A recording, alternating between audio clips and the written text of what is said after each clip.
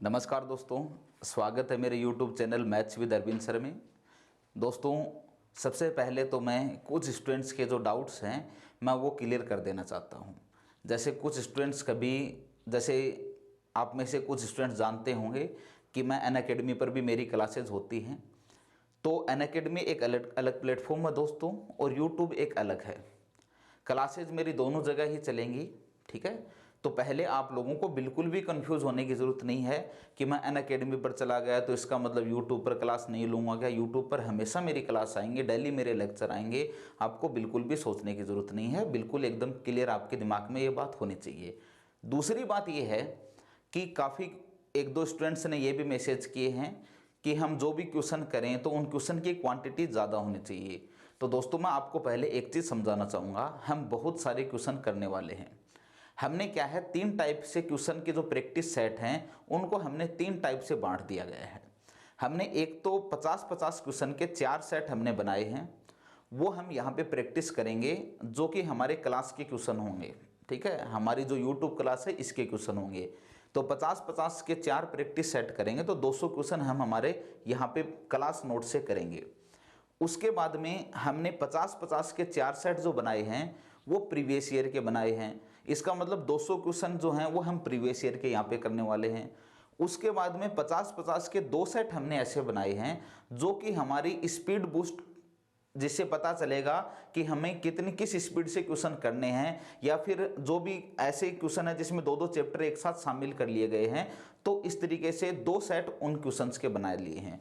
तो टोटल हमने जो सेट बनाए हैं, टोटल हमने आपके लिए 4 जो सेट हैं वो यहाँ पे क्लास में करवाने के लिए, 4 जो सेट हैं 50-50 क्वेश्चन के वो प्रीवियस ईयर के, और 2 सेट हैं वो दोबारा यहाँ पे क्लास पे करवाने के लिए। तो टोटल 500 क्वेश्चन जो हैं वो मैं ज्योमेट्री में आपको करवाने वाला हूँ।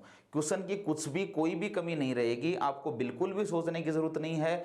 और कभी भी ये चीज़ का कोई भी दिमाग में डाउट मत लाना कि मैं यूट्यूब पे यदि पढ़ा रहा हूँ। जैसे एक दो स्टूडेंट्स ऐसे कोई ना कोई मैसेज तो कर ही देते हैं, या फिर कोई करवा देता है कि मैं यूट्यूब से कोई पैसा ले रहा हूँ आपसे। दोस्तों, मैं ये जो लॉकडाउन है या फिर आगे भी हमेशा लॉकडाउन हटेगा उसके बाद में भी आपकी क्लासेस हमेशा कंटिन्यूअस रहेंगी।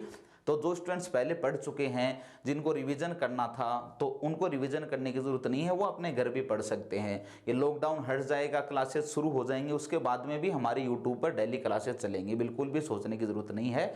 आप लोग चैनल पर बने रहिए, खूब सारे क्वेश्चन आप करने वाले हैं और बिल्कुल भी घबराने की ज़रूरत नहीं है। हर एक पॉइंट यहाँ पे कराएंगे, अर्थमेटिक भी कराएंगे, एडवांस भी कराएंगे, हर एक पॉइंट यहाँ पे कराएंगे। चलो, लास्ट क्लास में हमने कोसाइन फॉर्मूला पढ़ा था। लेसन नंबर जो 3 था हमारा वो कोसाइन फॉर्मूले पर था। यदि आप लोगों ने वो वीडियो नहीं देखा है तो आप लोग पहले लेसन 3 का जो वीडियो है कोसाइन फॉर्मूले का, वो वीडियो ज़रूर देखें, क्योंकि उसी से ही पूरा का पूरा यहाँ रिलेट मैं करवाऊंगा। तो यदि आप डायरेक्ट ये वीडियो देख रहे हो तो हो सकता है आपको बहुत सारी चीज़ें समझ में नहीं आई। तो लास्ट वीडियो देखें, उसके बाद में इस वीडियो पर हम चलेंगे। तो देखो दोस्तों, आज हम डिस्कस करने वाले हैं टाइप्स ऑफ ट्राइंगल पर, त्रिभुजों के प्रकार पर। कैसे करेंगे? देखो, टाइप्स ऑफ ट्राइंगल, त्रिभुजों के प्रकार,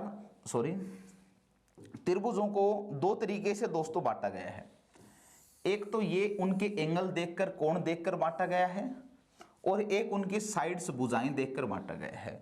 तो हम कह सकते हैं एक तो त्रिभुजों को बांटा गया है कोणों के आधार पर, बेस्ड ऑन एंगल, और एक त्रिभुजों को बांटा गया है भुजाओं के आधार पर, बेस्ड ऑन साइड, भुजाओं के आधार पर। मैं सबसे पहले बात करूं, आपको मैं पहले बता देता हूं कि आपको यदि ये लगे कि बिल्कुल एकदम बेसिक सी चीज़ें हैं ये, तो इसके जस्ट बाद में जो क्वेश्चन करेंगे हो सकता है कि आप में से बहुत सारे स्टूडेंट उसका जवाब नहीं दे पाएँ। जहां तक एक और चीज़ क्लियर कर देना चाहता हूं कि स्टूडेंट्स कह रहे थे कि लाइव हम कब आएंगे, तो लाइव के लिए हमें एक और स्क्रीन की ज़रूरत होगी। तो वो स्क्रीन आपकी 3 या 4 दिन में आपके पास आ जाएगी, हमारे साथ यहाँ सेटअप में आ जाएगी। उसके बाद में हम लाइव क्लासेज ही लेंगे, आपको बिल्कुल घबराने की ज़रूरत नहीं है, ठीक है। तो हर एक चीज़ जैसा आप चाह रहे हो वैसा ही होगा। जैसे जैसे चीज़ें होती हैं आप हमें सजेशन देते जाए और हम उन पर ज़रूर कुछ ना कुछ इम्प्रूवमेंट करेंगे। तो देखो, आज हम सबसे पहले बात करें दोस्तों कि एक हमारे सामने है न्यूनकोण त्रिभुज। न्यूनकोण त्रिभुज मतलब acute angle triangle. Acute angle triangle क्या होता है? कोई भी एक ट्राइंगल है, कोई भी एक त्रिभुज है, इस ट्राइंगल को मैंने नाम दे दिया ABC। इसमें यहाँ पे एंगल A बनेगा, यहाँ पे एंगल B, कोण B, और यहाँ पे कोण C। तो यदि इस त्रिभुज का प्रत्येक कोण 90 डिग्री से कम है तो ये त्रिभुज कहलाएगा न्यून कोण त्रिभुज। तो हम ये कह सकते हैं कि इसका एंगल ए की बात हो, चाहे एंगल बी की बात हो, चाहे एंगल सी की बात हो, हर एक कोण यदि 90 डिग्री से कम है, इसका मतलब ये त्रिभुज क्या कहलाएगा, एक्यूट एंगल ट्रायंगल। तो हम कह सकते हैं कि किसी भी त्रिभुज में यदि प्रत्येक कोण उसका 90 डिग्री से कम हो तो वो त्रिभुज कहलाएगा एक्यूट एंगल ट्रायंगल, न्यून कोण त्रिभुज। समझ रहे हो मेरी बात को। चलो दूसरा दोस्तों हमारे सामने आता है समकोण त्रिभुज, right angle triangle. Right angle triangle के बारे में तो आपने सुना ही होगा। राइट एंगल ट्रायंगल समकोण त्रिभुज एक ऐसा त्रिभुज जिसका एक कोण 90 डिग्री के बराबर हो तो हम उसे राइट एंगल ट्रायंगल कहेंगे। सिर्फ एक ही 90 डिग्री के बराबर हो सकता है, दो तो हो नहीं सकते हैं, क्योंकि त्रिभुज के तीनों कोणों का योग 180 डिग्री है। तो देखो कोई भी एक ऐसा त्रिभुज जिसका एक कोण 90 डिग्री के बराबर है, जैसे मैंने ये एंगल 90 डिग्री ले लिया क्योंकि इस साइड के ऊपर ये परपेंडिकुलर है तो 90 डिग्री ले लिया, इसको मैंने ABC नाम दे दिया है। तो इस ABC त्रिभुज में कोण B जो है वो 90 डिग्री के बराबर है। तो ऐसा त्रिभुज जिसमें एक कोण 90 डिग्री के बराबर हो तो हम उसे कहेंगे राइट एंगल ट्रायंगल, समकोण त्रिभुज। ठीक है, चलो उसके बाद में दोस्तों तीसरा आता है अधिक कोण त्रिभुज या ऑब्टूज एंगल ट्रायंगल। अधिक कोण त्रिभुज या ऑब्टूज एंगल ट्रायंगल क्या होता है कि कोई भी एक ऐसा त्रिभुज, कोई भी एक ऐसा ट्रायंगल जिसका एक कोण 90 डिग्री से बड़ा हो और 180 डिग्री से छोटा हो। देखो थोड़ा सा मैं आपके सामने एक रफ डायग्राम बना देता हूं। ये एक हमारे पास एक ट्रायंगल है, इसको मैंने ABC नाम दे दिया।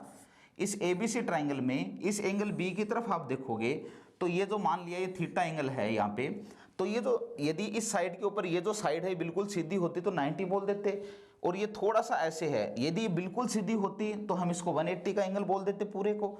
तो ये ना तो 180 का है और ये 90 से ज़्यादा, इसका मतलब जो थीटा है हमारे पास वो 90 डिग्री से तो ज़्यादा है और 180 डिग्री से कम है। तो ऐसा त्रिभुज जिसमें एक कोण 90 डिग्री से ज़्यादा हो और 180 डिग्री से कम हो तो वो त्रिभुज कहलाता है अधिक कोण त्रिभुज, ऑब्टूज एंगल ट्रायंगल।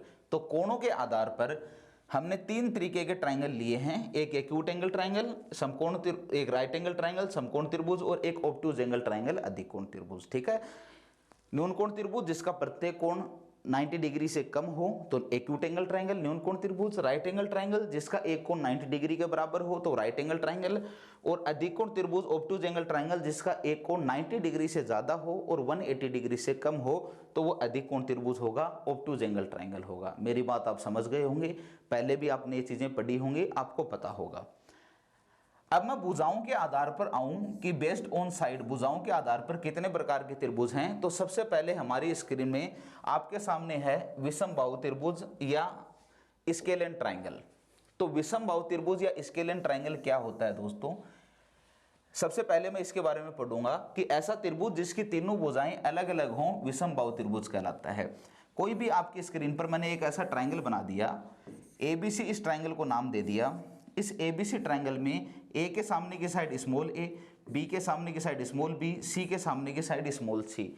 यदि इसकी तीनों साइड अलग अलग हैं, मतलब A not equal to B not equal to C, इसकी तीनों भुजाएं यदि अलग अलग हैं तो ऐसा त्रिभुज जिसकी तीनों भुजाएं अलग अलग हों तो वो स्केलेन ट्रायंगल कहलाएगा, विषम बाहु त्रिभुज कहलाएगा। ठीक है, अगला पॉइंट, विषम बाहु त्रिभुज के तीनों कोणों का मान अलग अलग होता है। ठीक है, value of each angle of scalene triangle are different. भाई देखो ये साइड और ये साइड, इन तीनों की वैल्यू अलग अलग है। तो इस साइड के सामने का कोण A, इस साइड के सामने का एंगल B और इस साइड के सामने का एंगल C है। इसका मतलब एंगल A बराबर नहीं होगा किसके, एंगल B के, बराबर नहीं होगा एंगल C के। मतलब यदि किसी भी त्रिभुज में यदि दो भुजाएं बराबर हैं तो उन दोनों भुजाओं के सामने के कोण बराबर होते हैं। ठीक है, यदि तीन भुजाएं तीनों साइड त्रिभुज की बराबर हैं तो उनके सामने के तीनों कोण बराबर होंगे। कैसे होगा ये मैं आपको सर्वांग समता जब हम करेंगे, कॉन्ग्रुएंसी जब करेंगे, तब मैं बहुत अच्छे से आपको समझाऊंगा। आपने बचपन में भी ये चीजें पढ़ी होंगी, थोड़ा बहुत आपको याद होगा कैसे, मैंने कहा ये हम डिस्कस करेंगे किस पर, कॉन्ग्रुएंसी पर, सर्वांग समता में। ठीक है, तो देखो विषम बाहु त्रिभुज ऐसा त्रिभुज जिसकी तीनों भुजाएं अलग अलग हों तो विषम बाहु त्रिभुज कहलाता है, स्केलेन ट्रायंगल कहलाता है। तीनों साइड यदि अलग अलग हैं इसका मतलब इस त्रिभुज के तीनों कोण भी अलग अलग होंगे। क्लियर है मेरी बात। आप लोगों को ऐसा लग रहा होगा कि बहुत सी बेसिक सी बात है, लेकिन मैं आगे इस पर जो क्वेश्चन आए हुए हैं आपके सामने वो डिस्कस करूंगा तो हो सकता है आपको उसका जवाब नहीं दे पाओ, लेकिन मेरा विश्वास है कि आप उसका जवाब जरूर दोगे। थोड़ा थोड़ा चीज़ों को बिल्कुल बेसिक से समझते हैं। तो स्केलियन ट्राइंगल के बाद में दोस्तों दूसरा हमारे सामने आता है समद्विबाहु त्रिभुज, आइसोसेलेस ट्राइंगल। एक बार हम डेफिनेशन पढ़ें कि ऐसा त्रिभुज जिसकी दो भुजाएं बराबर हों तो समद्विबाहु त्रिभुज कहेंगे। ये कोई भी हमारे सामने एक ट्राइंगल है, इस ट्राइंगल को मैंने ABC नाम दे दिया है। तो ABC एक ऐसा ट्राइंगल है जिसकी दो भुजाएं बराबर हैं। एक साइड मैंने AB ले ली और इसके बराबर एक साइड मैंने AC ले ली। मतलब इस ट्राइंगल की दो साइड जो हैं AB और AC जो दोनों साइड हैं ये दोनों बराबर हैं। तो ऐसा त्रिभुज जिसकी दो भुजाएं बराबर हों तो वो त्रिभुज कहलाएगा समद्विबाहु त्रिभुज, आइसोसेलेस ट्राइंगल। ठीक है, इस बात को याद रखना है। आगे देखो, समद्विबाहु त्रिभुज में बराबर भुजाओं के सामने के कोण भी बराबर होते हैं।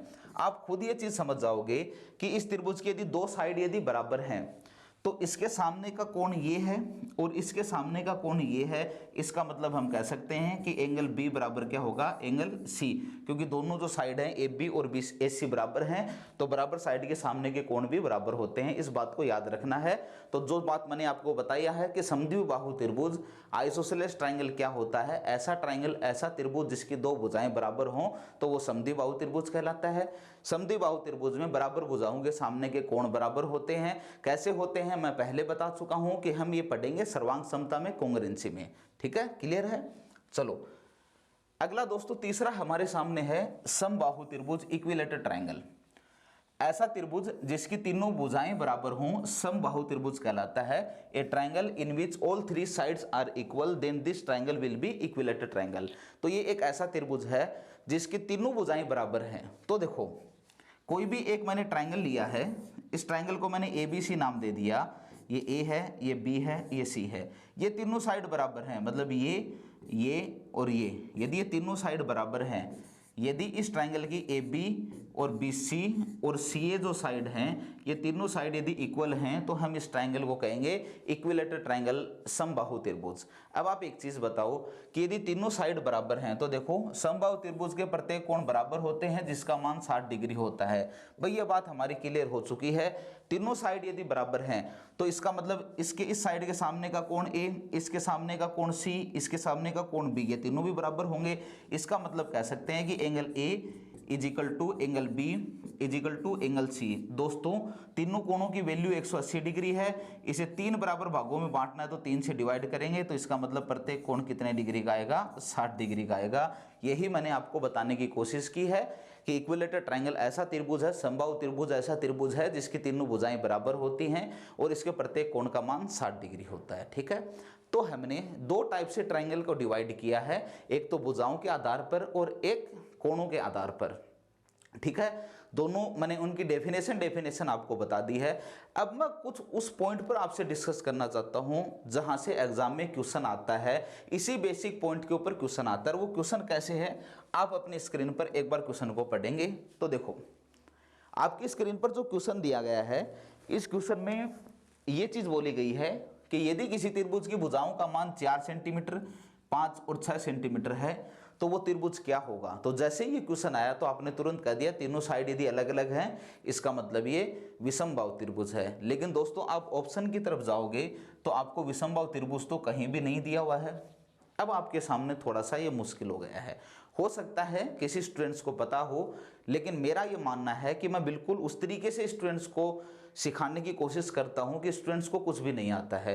तो थोड़ा सा आप लोग यदि किसी को पता भी है तो वो भी अपने आंसर को अपने थोड़े से पास बिल्कुल रखे कि हाँ चलो मैंने ये कर लिया है। बहुत अच्छी बात है आपको यदि आती है तो, लेकिन फिर भी हम इनको करने की कोशिश करेंगे, सीखने की कोशिश करेंगे। देखो अब हमारे सामने ये सबसे जो अभी प्रॉब्लम हमारे सामने आई है वो ये है कि तीनों साइड दे रखी हैं, लेकिन जो एंगल है, जो ऑप्शन है वो तो कोणों के आधार पर दे दिए हैं, एंगल के अकॉर्डिंग दे दिए हैं। तो अब हम कैसे करेंगे, देखो मैं थोड़ा सा अब आपको ये सिखाना चाहता हूं कि जब कभी भी हमें कोण दिए गए हों, जब कभी भी हमें एंगल दिए गए हों तो हम किस तरीके से करेंगे। तो देखो दोस्तों, या फिर कभी साइड दी गई हो और हमें ट्राइंगल पूछे तो हम किस तरीके से करने की कोशिश करेंगे, थोड़ा सा समझने की कोशिश करना। दोस्तों आपने एक चीज देखी होगी कि जब हम ट्रिग्नोमेट्री में प्लेन या समतल के बारे में पढ़ते थे तो हम ये कहते थे कि भाई ये प्लेन एक समतल है, ठीक है, यहाँ से हम चलना शुरू करते हैं, मतलब ये 0 डिग्री है। ये वाला जो है ये इसके ऊपर बिल्कुल परपेंडिकुलर है, 90 डिग्री बनाता है, इसका मतलब हम यहाँ पे लिख देंगे 90 डिग्री, और 90 डिग्री ऐड करेंगे तो 180 डिग्री पर आ जाएंगे, और 90 डिग्री ऐड करेंगे तो 270 डिग्री पर चले जाएंगे, और 90 डिग्री ऐड करेंगे तो वापस 360 पर, मतलब पूरा वापस घूम के हम आ जाएंगे, ठीक है। ये चीज़ आपने पढ़ी है, और मैं अभी जो पॉइंट बताने जा रहा हूँ ये आज की क्लास का सबसे मोस्ट इंपॉर्टेंट पॉइंट है, थोड़ा सा समझने की कोशिश करना। एक बार तो आपके दिमाग में ये ध्यान रखना है कि आपको पता है कि ऐसा त्रिभुज जिसका प्रत्येक कोण 90 डिग्री से कम हो तो वो त्रिभुज कहलाएगा एक्यूट एंगल ट्रायंगल, ठीक है। एक ऐसा त्रिभुज जिसका एक कोण 90 डिग्री के बराबर हो तो वो कहलाएगा राइट एंगल ट्रायंगल। ऐसा त्रिभुज जिसका एक कोण 90 डिग्री से ज्यादा हो, 180 डिग्री से कम हो, तो वो कहलाएगा ऑब्टूज एंगल ट्रायंगल, अधिक कोण त्रिभुज। ये बात अपने दिमाग में सेट रखनी है। हम अभी देखो कैसे इन चीजों को प्रूव करेंगे, थोड़ा सा समझने की कोशिश करना। बचपन में हमने कभी भी ट्रिग्नोमेट्री पढ़ी थी, तो ट्रिग्नोमेट्री में हमने, चाहे तो मैं कहूँ कि लाल बटा कक्का किसी ने सीखा होगा, या किसी भी तरीके से किसी ने कोई भी अप्रोच लगा के एक साइन, कोस और टेन के जो रेशियो है वो जरूर सीखा होगा कि साइन किसका रेशियो होता है, कोस किसका रेशियो होता है, टेन किसका रेशियो होता है। तो दोस्तों मैं आपको ये कहूँ कि भाई कोस जो है, कोस की वैल्यू आप लोगों को थोड़ा सी पता होगी कि 0 से 90 डिग्री तक कोस की वैल्यू पॉजिटिव होती है और कोस 90 की वैल्यू 0 होती है, और 90 से आगे और 180 से पहले मतलब जो कोस की वैल्यू है 90 से ऊपर की जो वैल्यू है तो वो वैल्यू कोस की नेगेटिव होती हैं। तो देखो इसका मतलब ये है, देखो कि यदि हम 0 से 90 के बीच में कभी भी बात कर रहे हैं, 0 से 90 के बीच में बात कर रहे हैं तो कोस की वैल्यू 0 से 90 के बीच में पॉजिटिव होती है। यदि मैं 90 की बात करने लग जाऊं तो कोस 90 की वैल्यू 0 होती है, और यदि मैं 90 और 180 के बीच की बात करूंगा इसका मतलब आप कह दोगे कि 90 और 180 के बीच में कोस जो है वो नेगेटिव होता है। ये चीज़ आपको ध्यान है। चलो ये बात यदि आपको ध्यान है दोस्तों, तो अभी मैं जो पॉइंट समझाने की कोशिश कर रहा हूं, मैंने कहा कि आज की क्लास का वो आपका सबसे मोस्ट इंपॉर्टेंट पॉइंट है, थोड़ा सा समझने की कोशिश करना। दोस्तों जैसे कोई भी एक फ्रैक्शन आपके सामने है a अपॉन में b, फ्रैक्शन का मतलब भिन्न, भिन्न में का मतलब अंश बटा हर, न्यूमरेटर अपॉन डिनोमिनेटर। कोई भी फ्रैक्शन है आपके सामने a अपॉन b, मैं यदि ये कहूं कि इस a अपॉन b का जो रिजल्ट आना चाहिए वो रिजल्ट पॉजिटिव आना चाहिए, ठीक है। मैं सिर्फ a को फोकस कर रहा हूं दोस्तों, b को नहीं फोकस कर रहा। मैं कहूं a अपॉन b की वैल्यू पॉजिटिव आनी चाहिए, तो आप ये कहोगे कि a की वैल्यू पॉजिटिव ले लो तो रिजल्ट आपका पॉजिटिव आएगा। हो सकता है कोई स्टूडेंट ये कहे कि a की नेगेटिव हो और b की नेगेटिव हो तो नेगेटिव से नेगेटिव कट जाएगा तो भी तो रिजल्ट पॉजिटिव आएगा, लेकिन मैं सिर्फ a पर कंसिडर कर रहा हूं कि a के साथ क्या क्या कंडीशन होनी चाहिए। तो यदि मुझे इस फ्रैक्शन का रिजल्ट जो है वो पॉजिटिव लाना है तो आप कहोगे इसका मतलब a को पॉजिटिव कर दोगे तो इस फ्रैक्शन का जो रिजल्ट है वो पॉजिटिव आएगा। मैंने कहा कि मैं पूरे की बात नहीं कर रहा हूं, आपको सिर्फ मैं ऊपर वाली संख्या है, ऊपर वाला जो है इसको फोकस कर रहा हूं। इसका मतलब a की वैल्यू पॉजिटिव है तो इसका जो रिजल्ट आएगा वो क्या आएगा, पॉजिटिव आएगा। अब मैं कहूं आपको कि कोई भी फ्रैक्शन है हमारे पास में a अपॉन b, अब मैं कहूं a अपॉन b का जो रिजल्ट है ना यार वो 0 आना चाहिए, तो आप कहोगे इसका मतलब आप a को 0 के बराबर कर दो, a को 0 के इक्वल कर दोगे तो इसका जो रिजल्ट है, इस फ्रैक्शन का जो रिजल्ट है वो क्या आएगा, 0 आ जाएगा। अब मैं आपको कहूं कि a अपॉन b में, a अपॉन b कोई भी फ्रैक्शन है, मुझे इसका रिजल्ट जो है वो नेगेटिव चाहिए। नेगेटिव का मतलब है तो आप कहोगे कि a जो है ना इसको नेगेटिव कर दो तो इसका मतलब इस फ्रैक्शन का जो रिजल्ट है वो नेगेटिव आएगा। हम फोकस सिर्फ a को कर रहे हैं, b एकदम साइलेंट है, b के बारे में हम कोई बात नहीं कर रहे हैं। समझ रहे हो मेरी बात को? तो देखो यदि ये बात आप बहुत अच्छे से समझ पाए हो तो दोस्तों अब आप लास्ट क्लास पे चलो। लास्ट क्लास में मैंने आपको कोसाइन फॉर्मूला सिखाया था और मैंने ये भी बताया था जब किसी भी ट्राइंगल की आपको यदि साइड दे रखी हो तो हम एंगल कैसे निकालेंगे, कोसाइन फॉर्मूले से निकालेंगे। देखो ये एक ट्राइंगल है हमारे सामने ABC, इस ट्राइंगल को मैंने नाम दे दिया है ABC ट्राइंगल है। A के सामने की साइड स्मॉल a, B के सामने की साइड स्मॉल b और C के सामने की साइड स्मॉल c। ये ABC हमारे पास एक ट्राइंगल है। यदि मुझे ये एंगल निकालना है, यदि एंगल ए निकालना है, तो आप कह दोगे कि एंगल ए निकल जाएगा, क्योंकि हमने लास्ट क्लास में कोसाइन फॉर्मूला पढ़ा था लेसन 3 में। तो हम कहेंगे एंगल ए कैसे निकलेगा, पास की साइड है बी और सी और अपोजिट साइड ए की क्या है, स्मॉल ए। तो पास वाली जो साइड है बी का स्क्वायर प्लस सी का स्क्वायर और अपोजिट साइड है उसका स्क्वायर माइनस कर देंगे अपॉन में 2 ऑफ बी सी। इस तरीके से ही हम एंगल निकालेंगे, एंगल ए हम इस तरीके से निकालेंगे। एग्री हो मेरी बात से? चलो, अब आपको एक चीज पता है दोस्तों कि कोस में 0 से 90, जैसे कोस 45 की वैल्यू, कोस 60 की वैल्यू, ये वैल्यू पॉजिटिव है। यदि कोस 90 है तो वैल्यू 0 होती है, और कोस यदि 90 से ऊपर है, इसका मतलब क्या है, 180 90 और 180 के बीच में है, तो कोस की वैल्यू नेगेटिव है। मैं कहूं कि भैया ऐसा करो कि ये जो फ्रैक्शन है, एक बार के लिए मैं इस प्लेन को, इस समतल को हटा देता हूं, ताकि ये जगह थोड़ी सी हमारे पास लिखने के लिए बच जाएगी, क्योंकि ये बात हम बता चुके हैं, इन बातों पर हम डिस्कस कर चुके हैं। तो देखो दोस्तों, मैं यदि आपको ये कहूं कि मुझे इस फ्रैक्शन, ये एक भिन्न है, इसका रिजल्ट 0 चाहिए, तो आप कहोगे बिल्कुल 0 आ जाएगा। आप ऊपर वाले को 0 से, सॉरी, इसका रिजल्ट जो है वो मुझे पॉजिटिव चाहिए, तो आप कहोगे बिल्कुल पॉजिटिव आ जाएगा। आप इस ऊपर वाले को पॉजिटिव कर दो। इसका मतलब आप ये कहना चाह रहे हो कि B square plus C square minus ए स्क्वायर को मुझे पॉजिटिव करना है, और पॉजिटिव करने का मतलब होता है कि 0 से बड़ा करना है, क्योंकि 0 से बड़ा है तो पॉजिटिव है, 0 से छोटा होता तो नेगेटिव होता। तो देखो, आप इस तरीके से लिखोगे कि ये यदि पॉजिटिव है, ये ऊपर वाला यदि पॉजिटिव है, तो इसका मान पॉजिटिव आएगा। दोस्तों, माइनस ए स्क्वायर को मैं उधर भेज दूं तो क्या बी स्क्वायर प्लस का सी स्क्वायर और ये ग्रेटर देन ए स्क्वायर, ये इक्वेशन बनेगी क्या? ये इक्वेशन बनेगी। मुझे ये बताओ कि इसका जो मान था वो पॉजिटिव रखना था। इसका मतलब क्या है कि पॉजिटिव रखने का मतलब है कि कोस की कोई भी वैल्यू यदि पॉजिटिव है तो वो कोस जो है वो 0 से 90 के बीच में है, और यदि किसी त्रिभुज में कोई एंगल 0 से 90 के बीच में आता है, इसका मतलब वो त्रिभुज एक्यूट एंगल ट्राइंगल है, न्यून कोण त्रिभुज है। तो दोस्तों आप ये बताओ कि यदि कोई भी एक्यूट एंगल, क्योंकि देखो इसकी वैल्यू मुझे पॉजिटिव आई है, इसकी वैल्यू पॉजिटिव रखनी है, इसके लिए हमने एक टर्म का यूज किया कि पॉजिटिव रखना है तो ये करना पड़ेगा। इसका मतलब ये है कि हम 0 से 90 के बीच में कोस की वैल्यू रख रहे हैं, कोस की वैल्यू 0 से 90 के बीच में, इसका मतलब वो एक्यूट एंगल ट्राइंगल है। अब आपको जो सबसे इंपॉर्टेंट बात याद रखनी है वो ये है कि कोई भी त्रिभुज किसी भी ट्राइंगल में, एबीसी एक ट्राइंगल है, यदि ये एबीसी एक एक्यूट एंगल ट्राइंगल है, एक न्यून कोण त्रिभुज है, तो दोस्तों इसकी कोई भी दो छोटी भुजाओं के स्क्वायर का जो सम है वो हमेशा तीसरी भुजा के स्क्वायर से बड़ा होगा। यदि किसी भी त्रिभुज में, यदि किसी भी ट्राइंगल में किन्हीं दो छोटी भुजाओं के स्क्वायर का जो सम है वो तीसरी भुजा के स्क्वायर से बड़ा हो, तो वो एक्यूट एंगल ट्राइंगल कहलाएगा, न्यून कोण त्रिभुज कहलाएगा। आपको ये बात बहुत अच्छे से याद रखनी है। तो दोस्तों मैं आपको ये कहना चाह रहा हूं, देखो हो सकता है कोई स्टूडेंट ऐसा भी हो जो इस पॉइंट को क्लियर नहीं कर पाया हो, तो वीडियो को दोबारा देख सकता है, क्योंकि कोई जरूरी नहीं कि एक बार में क्लियर हो।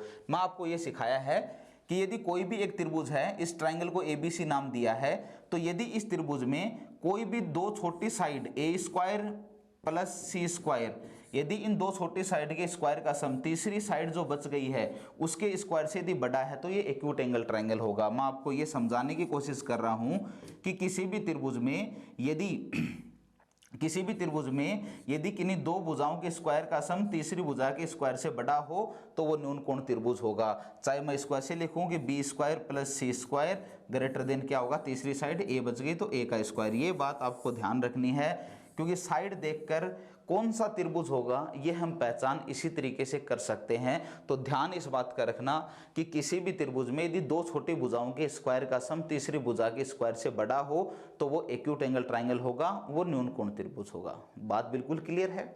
चलो, यदि ये ज्यादा क्लियर आप नहीं कर पाए हो तो अभी मैं जो आपको सिखाने जा रहा हूं आप वहां पे क्लियर कर लोगे। जैसे ये बात सबको पता है, क्योंकि ये बात हमने पहले डिस्कस कर ली है, या फिर आपने बचपन की क्लासों में भी डिस्कस किया होगा कि कोस 90 की वैल्यू क्या होती है, 0 होती है। ठीक है, इसका मतलब 0 वैल्यू है तो इसका कोस 90 है, मतलब एंगल है वो 90 डिग्री एंगल है। कोई भी एक ट्राइंगल है हमारे सामने, इस ट्राइंगल को मैं ABC नाम दे देता हूँ। ए के सामने की साइड स्मॉल ए, बी के सामने की साइड स्मॉल बी, सी के सामने की साइड स्मॉल सी। मैं कहूँ कि एंगल ए की वैल्यू क्या होगी दोस्तों, तो आप कहोगे एंगल ए निकालना है तो B square plus C square minus ए स्क्वायर अपॉन 2BC से एंगल ए निकाल सकते हैं, बिल्कुल निकाल सकते हैं। अब मैं कहूँ कि यार ये एंगल यदि 90 डिग्री है, ठीक है, तो मैं बता दूंगा कि ये राइट एंगल ट्राइंगल है, समकोण त्रिभुज है। तो 90 डिग्री के लिए इस एंगल ए की जो ये वैल्यू है ये किसके बराबर होनी चाहिए, 0 के बराबर। और 0 के बराबर कब होगी, जब इस ऊपर वाले की जो वैल्यू है वो क्या आनी चाहिए, हमारे पास 0 आनी चाहिए। तो आप कहोगे कि इसका मतलब B square plus C square minus ए स्क्वायर यदि 0 के बराबर है तो ये पूरी 0 के बराबर हो जाएगी, क्योंकि ये 0 के बराबर होगी तभी तो ये 90 होगा। अब मैं ए स्क्वायर को उधर भेज दूं तो आप ये भी कह सकते हो कि B square plus C square is equal to क्या होगा, ए स्क्वायर। अब ये समझ में आई कि ऐसी कंडीशन बनती है तभी ये कोण 90 डिग्री के बराबर है। और 90 डिग्री यदि किसी भी त्रिभुज में कोई कोण 90 डिग्री के बराबर हो तो वो त्रिभुज कहलाएगा राइट एंगल ट्राइंगल समकोण त्रिभुज। ये बात हमेशा ध्यान रखनी है आपको कि यदि किसी त्रिभुज में दो छोटी भुजाओं के स्क्वायर का जो सम है वो यदि तीसरी भुजा के स्क्वायर के बराबर है, इसका मतलब वो त्रिभुज क्या होगा, राइट एंगल ट्राइंगल होगा, समकोण त्रिभुज होगा। ये बात आपको बिल्कुल अच्छी तरीके से ध्यान रखना है। समझ रहे हो मेरी बात को? देखो, यदि कोई भी, अब हमारे जैसे मैं कहूं कि भाई 1√3 और 2 जो है, आप देखो 1√3 और 2 यदि किसी त्रिभुज की भुजाएं हैं तो आप 1 का स्क्वायर करो तो 1 आएगा, √3 का स्क्वायर करो तो 3 आएगा, और दोनों को ऐड करोगे तो 3 प्लस का 1 4 आएगा। और 4 किसके बराबर है, 2 के स्क्वायर के बराबर है। तो इसका मतलब आप बता सकते हो कि यदि किसी त्रिभुज की भुजाओं की वैल्यू यदि ये है तो इसका मतलब वो राइट एंगल ट्राइंगल है, समकोण त्रिभुज है। और किसी भी त्रिभुज की यदि भुजाओं की जो वैल्यू है वो राइट एंगल ट्राइंगल की वैल्यू हो तो इसका मतलब इन वैल्यू को ट्रिपलेट बोला जाता है। ठीक है, आगे हम डिस्कस करेंगे, मेंसुरेशन में भी डिस्कस करेंगे। अभी आपको सिर्फ इतना ध्यान रखना है कि किसी भी त्रिभुज में यदि दो छोटी साइड के स्क्वायर का सम यदि तीसरी साइड के स्क्वायर के बराबर है तो वो राइट एंगल ट्राइंगल है, वो समकोण त्रिभुज है। आगे चलें, देखो अगला पॉइंट दोस्तों ये है। अगले पॉइंट से पहले एक बात मैं ऑब्टूज एंगल ट्राइंगल की मैं और सिखा देता हूं। ध्यान रखना है कि किसी भी त्रिभुज में यदि दो छोटी भुजाओं के स्क्वायर का सम यदि तीसरी भुजा के स्क्वायर के बराबर है तो वो राइट एंगल ट्राइंगल होगा, समकोण त्रिभुज होगा। और जो सबसे बड़ी भुजा है समकोण त्रिभुज में, जो सबसे बड़ी भुजा है, जो लार्जेस्ट साइड है, उसको क्या कहते हैं, उसको हाइपोटेनियस कहते हैं, कर्ण कहते हैं। ठीक है, चलो अब मैं कोई भी एक ट्राइंगल लूं, ABC हमने ट्राइंगल ले लिया है।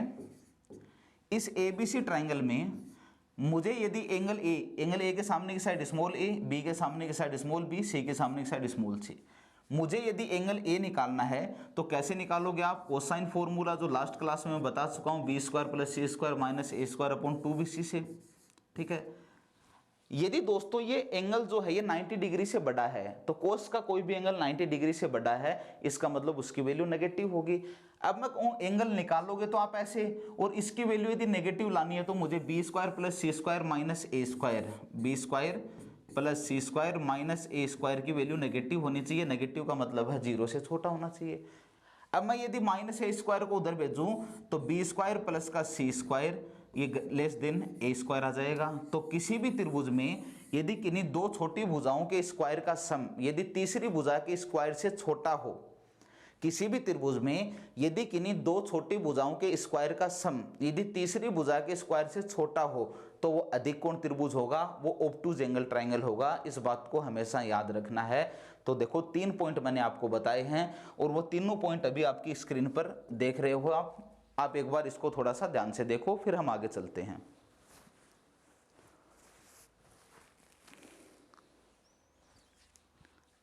मेरा विश्वास है कि आप लोगों ने देखा होगा कि एक्यूट एंगल ट्राइंगल है, उसमें देखो दो छोटी साइड के स्क्वायर का सम तीसरी साइड के स्क्वायर से बड़ा है, इसका मतलब ये एक्यूट एंगल ट्राइंगल है। और किसी भी त्रिभुज में दो इस भुजाओं के स्क्वायर का सम तीसरी भुजा के स्क्वायर के बराबर है तो राइट एंगल ट्राइंगल है। किसी भी त्रिभुज में दो भुजाओं के स्क्वायर का सम तीसरी भुजा के स्क्वायर से छोटा है तो ऑब्टूज एंगल ट्राइंगल है। ये बात आपको हमेशा ध्यान रखनी है। ठीक है, अब हम उस क्वेश्चन पर चलते हैं जो हमने थोड़ी देर पहले आपके लिए छोड़ दिया था कि हम एक बार बाद में डिस्कस करेंगे। अब देखो, यदि किसी त्रिभुज की भुजाओं का मान 4 सेंटीमीटर, 5 सेंटीमीटर और 6 सेंटीमीटर है तो वो त्रिभुज होगा। अब आप इसका आंसर दे सकते हो। ये कह रहा है कि कोई भी एक त्रिभुज है, उस त्रिभुज की एक साइड 4 है और एक साइड 5 है और एक साइड 6 है।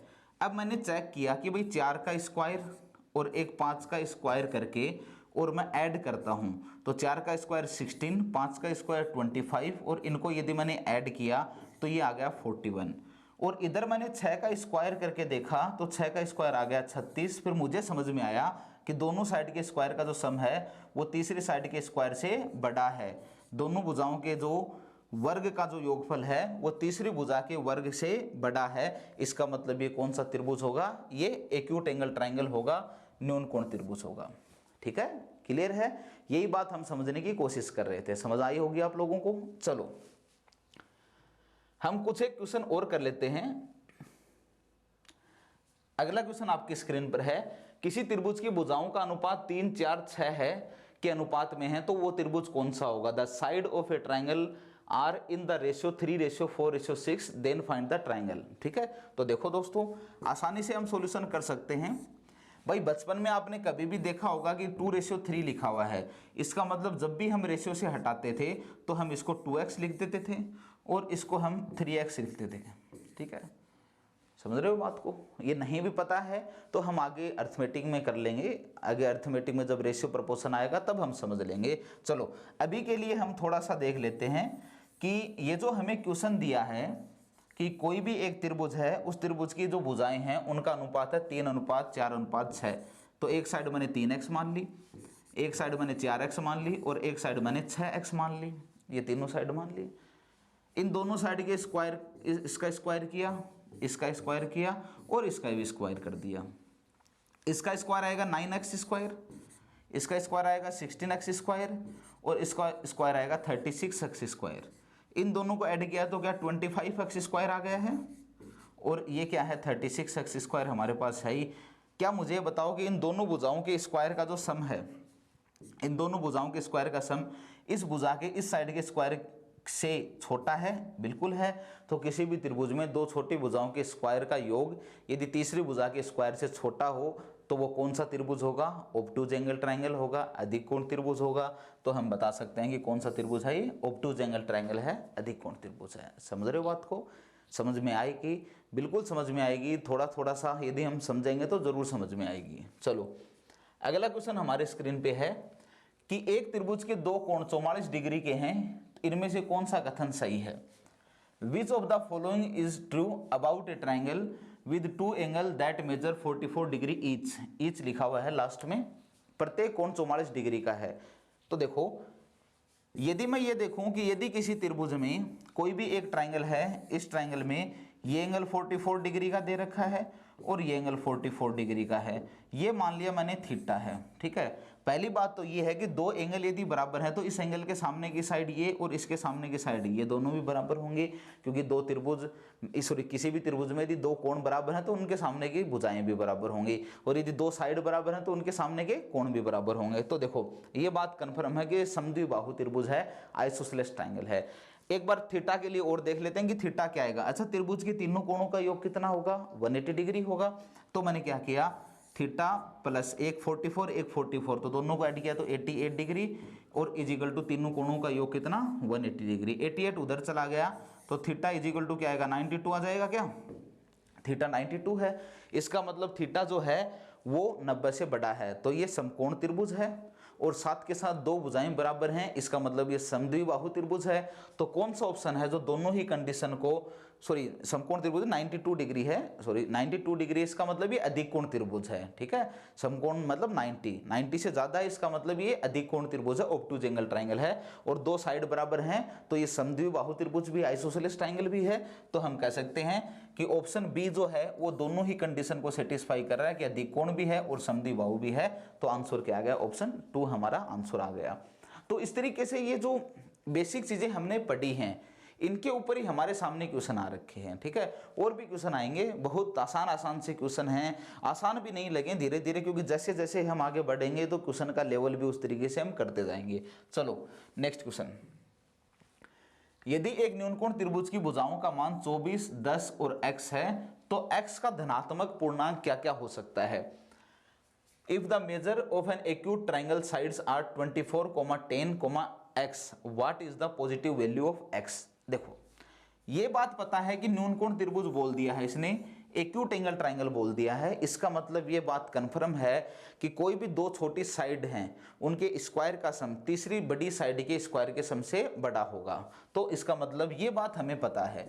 तो दोस्तों अब या तो सबसे बड़ी साइड भाई 24 हो सकती है, ठीक है, या सबसे बड़ी साइड x हो सकती है, क्योंकि x की तो वैल्यू निकालनी है, x की वैल्यू तो कुछ भी हो सकती है, लेकिन कंडीशन भाई 10 जो है वो साइड हमारे सामने है, या तो सबसे बड़ी साइड 24 होगी या सबसे बड़ी साइड x होगी, यही तो बात है। तो मैं यदि चेक करता हूं कि यदि मैं मान लेता हूं कि जो सबसे बड़ी साइड है, जो लार्जेस्ट साइड है, वो हमने मान ली एक बार के लिए 24 मान ली, सबसे बड़ी साइड 24 है, तो सबसे बड़ी साइड 24 है तो दो छोटी साइड कौन कौन सी बच गई, एक 10 बच गई और एक x बच गई। तो इन दोनों छोटी साइड के स्क्वायर का यदि मैं सम करता हूं दोस्तों, तो स्क्वायर का सम है तो वो ग्रेटर देन किससे होना चाहिए, तीसरी साइड के स्क्वायर से बड़ा होना चाहिए। एक्यूट एंगल ट्राइंगल है तो ये कंडीशन तो हमें अप्लाई करनी पड़ेगी। तो थोड़ा सा मैं इसको सोल्व करूं, ये आ गया है 100 प्लस ये है x स्क्वायर और ये कितना आएगा 576। 24 का स्क्वायर 576 ही होता है, सही है, 576 होता है, 676 होता है। 24 का स्क्वायर 25 का स्क्वायर 625 है तो 24 का स्क्वायर 576 ही होगा। एक्स स्क्वायर को मैंने इधर रख लिया तो एक्स स्क्वायर ये उधर चला गया तो इससे ये माइनस हो गया है, तो इसका मतलब 100 माइनस कर दिया है तो ये कितना हो गया दोस्तों 476 हो गया है।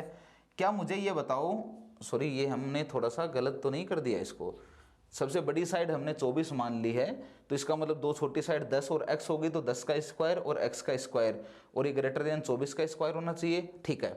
तो मुझे ये बताओ कि x जो है वो ग्रेटर देन, भाई यदि यहाँ पे 441 होता तो हम 21 लिख देते, ठीक है, लेकिन ये और यदि 21 का स्क्वायर से तो ये बड़ा है, 441 से तो बड़ा है, और 22 का जो स्क्वायर है उससे ये छोटा है, तो हमारे ऑप्शन में तो 22 वगैरह कुछ है ही नहीं, 21 पॉइंट कुछ होगा ये, तो हम ये कह सकते हैं कि x जो है वो 21 से बड़ा होगा, x 21 से बड़ा होगा। एग्री हो मेरी बात से, एग्री हो कि नहीं हो। देखो सोल्व किया हमने कि दो छोटी साइड के स्क्वायर का सम करके तीसरी बड़ी साइड के स्क्वायर से बड़ा कर दिया, क्योंकि एक्यूट एंगल ट्रायंगल है तो ये करना पड़ेगा, क्योंकि सबसे बड़ी साइड हमने एक बार 24 मान ली है। थोड़ा सा सोल्व किया, 24 का स्क्वायर 576, एक्स स्क्वायर ये 100 आ गया, एक्स स्क्वायर उधर गया 476, तो इसका मतलब x जो है वो 21 से बड़ा है। एग्जैक्ट 21 नहीं है, आप ये मत समझ लेना कि 476 का यदि हम क्यूब करेंगे, क्यूब रूट करेंगे तो 21 आएगा, ऐसा नहीं है, लेकिन ऑप्शन में 21 है तो हम 21 मानकर चलेंगे, x 21 से तो बड़ा है, ठीक है। देखो दूसरा, यदि कंडीशन मुझे, अब की बार मैंने क्या किया था कि 24 को सबसे बड़ी साइड माननी थी, अब की बार मान रहा हूं कि मैं कि जो सबसे बड़ी जो साइड है, सबसे बड़ी जो साइड है वो मैंने x मान ली, let the largest side is equal to x, सबसे बड़ी साइड मैंने x मान ली। सबसे बड़ी साइड x है तो इसका मतलब ये दोनों छोटी साइड हो गई हैं 24 और 10, तो इसका मतलब right angle triangle, sorry acute angle triangle है, तो हम ये कह सकते हैं कि एक दो छोटी साइड 24 का स्क्वायर और 10 का स्क्वायर जो है उसका जो सम होगा वो x स्क्वायर से बड़ा होगा, क्योंकि एक्यूट एंगल ट्राइंगल है। ये 576 है प्लस ये 100 हो गया ग्रेटर देन x स्क्वायर, इसको ऐड किया तो 676 ग्रेटर देन x स्क्वायर, तो मैं थोड़ा सा दोनों तरफ यदि मैं स्क्वायर रूट लूँ तो क्या 26 ग्रेटर देन x हो गया क्या। तो ये तो हमें कह रहा है कि x जो है ना वो 26 से छोटा है, और ये हमें कह रहा है कि x जो है वो 21 से बड़ा है, इसका मतलब x जो है वो 21 और 26 के बीच में है। तो आप ये बताओ कि पहला ऑप्शन में तो x 21 से बड़ा है और x 24 से बड़ा है, ये नहीं है। ऑप्शन थर्ड जो है इसमें x 21 से बड़ा है और x 26 से छोटा है, इसका मतलब ऑप्शन सी हमारा आंसर हो गया, ठीक है। तो इस तरीके से, क्योंकि x हमारे पास नहीं था, दो साइड तो थी लेकिन x नहीं था, तो एक बार तो भाई मैं 24 को सबसे बड़ी साइड मानकर चेक करूंगा, एक बार x को सबसे बड़ी साइड मानकर चेक करूंगा, तभी तो मेरे सामने आएगा। एक्यूट एंगल ट्रायंगल है तो ये इक्वेशन तो हमें पुट करनी पड़ेगी कि दो छोटी भुजाओं का योग दो छोटी भुजाओं के स्क्वायर का सम तीसरी भुजा के स्क्वायर से बड़ा होता है। समझ रहे हो मेरी बात को। चलो थोड़ा सा ये मत समझना कि क्वेश्चन बड़ा हो गया है, आसान आसान से क्वेश्चन है, आप कर सकते हो। अगला क्वेश्चन आज की क्लास का लास्ट क्वेश्चन आपकी स्क्रीन पर है। यदि किसी त्रिभुज पी क्यू आर में P Q square plus P R square is equal to Q R square तथा Q R is equal to root two P Q, तो कोण पी क्यू आर का मान क्या होगा। चलो मुझे ये बताओ दोस्तों, क्या आपको ये कह रहा है कि कोई भी एक त्रिभुज है पी क्यू आर, इस पी क्यू आर ऐसा त्रिभुज है कि दो इस भुजाओं के स्क्वायर का जो सम है वो तीसरी भुजा के स्क्वायर के बराबर है, तो ये कन्फर्म है कि ये राइट एंगल ट्राइंगल है, समकोण त्रिभुज है। और समकोण त्रिभुज में आपने पहले ये पढ़ा होगा बचपन में कि हम ये 90 डिग्री लेते हैं, तो 90 डिग्री के सामने इसको हाइपोटेनियस लेते हैं, एक बेस हो जाता है और एक परपेंडिकुलर है, तो हम कह देते हैं कि हाइपोटेनियस का स्क्वायर, क्योंकि सबसे बड़ी साइड तो हाइपोटेनियस ही होती है राइट एंगल ट्राइंगल में, तो हाइपोटेनियस का square is equal to base का स्क्वायर प्लस परपेंडिकुलर का स्क्वायर। ठीक है, तो मुझे ये बताओ कि ये पी क्यू आर है, इसमें दो भुजाओं के स्क्वायर का सम तीसरी भुजा के स्क्वायर के बराबर है, इसका मतलब ये राइट एंगल ट्राइंगल है, ये समकोण त्रिभुज है। और इसका मतलब मैं ये भी कह सकता हूं कि जो क्यू आर है, ये क्यू आर हमारा क्या होगा, हाइपोटेनियस होगा। ऐसा त्रिभुज है ये पी क्यू आर, त्रिभुज P Q R triangle P Q are जो है वो ऐसा ट्राइंगल है, ऐसा त्रिभुज है कि इसमें हाइपोटेनियस क्या लेना होगा हमें, इसमें हमें हाइपोटेनियस लेना होगा क्यू आर।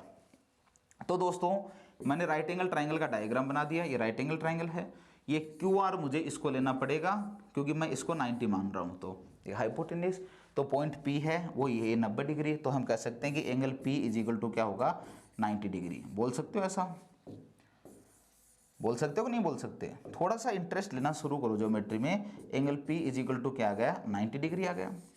ठीक है, कैसे आया, क्योंकि क्यू आर हाइपोटेनियस है तो 90 डिग्री होगा। चलो इक्वेशन हमें दे रखी है कि P Q square plus P R square is equal to Q R square, ये इक्वेशन हमें दे रखी है। और एक पॉइंट हमें ये दिया गया है कि Q R is equal to root two P Q, Q R is equal to root two P Q. यदि मैं इसका स्क्वायर कर दूं, इसका स्क्वायर कर दूं, तो क्या Q R square is equal to two P Q square हो जाएगा क्या। ठीक है, Q R square is equal to two P Q square होगा कि नहीं होगा, ये तो आप कहोगे बिल्कुल होगा। ये होगा तो मैंने यहाँ पे रख दिया, यहाँ पे रखा पी क्यू स्क्वायर ऐसे का ऐसे प्लस पी आर स्क्वायर ऐसे का ऐसे, और क्यू आर स्क्वायर की जगह मैंने रख दिया टू पी क्यू स्क्वायर। कुछ भी सोचने की जरूरत नहीं है आप लोगों को, क्योंकि हमने सिर्फ जो दे रखा था उसका हमने स्क्वायर किया है। ठीक है, ये इधर वाला पोर्शन दिया गया था Q R is equal to root two P Q, तो Q R square is equal to two P Q square. तो देखो ये P Q Q R square की जगह टू पी क्यू स्क्वायर रख दिया, थोड़ा सा सोल्व किया मैंने, पी क्यू स्क्वायर को उधर भेज दिया, तो इसका मतलब P R square is equal to P Q square हो जाएगा, टू पी क्यू स्क्वायर, ये पी क्यू स्क्वायर माइनस हो जाएगा, स्क्वायर से स्क्वायर कट जाएंगे, तो क्या P Q is equal to P R आएगा, क्या आएगा, बिल्कुल। तो P Q is equal to यदि पी आर आया है दोस्तों, ये पी क्यू है और ये पी आर है, ये दोनों बराबर आ गया, एक कोण 90 डिग्री का है और ये दो भुजाएं यदि बराबर हैं तो इसके सामने का ये कोण और इसके सामने के ये कोण भी बराबर होंगे, तो ये 90 आ गया, तो इसका मतलब ये 45 का होगा और ये भी 45 का होगा। आपसे दोस्तों पूछा है कि कौन सा बताओ एंगल पी क्यू आर बताओ, तो पी क्यू आर मतलब ये एंगल पूछा है, इसलिए हम कह सकते हैं कि angle P Q R is equal to कितना, 45 डिग्री। यही हमारा आंसर है। मेरा विश्वास है कि आप लोगों को समझ में आया होगा।